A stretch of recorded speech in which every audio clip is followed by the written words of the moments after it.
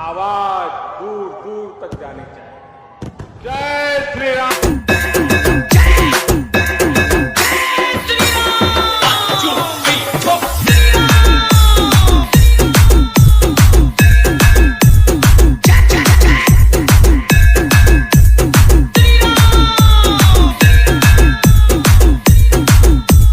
Boys and girls, presenting you, DJ Saheb, DJ Ajay.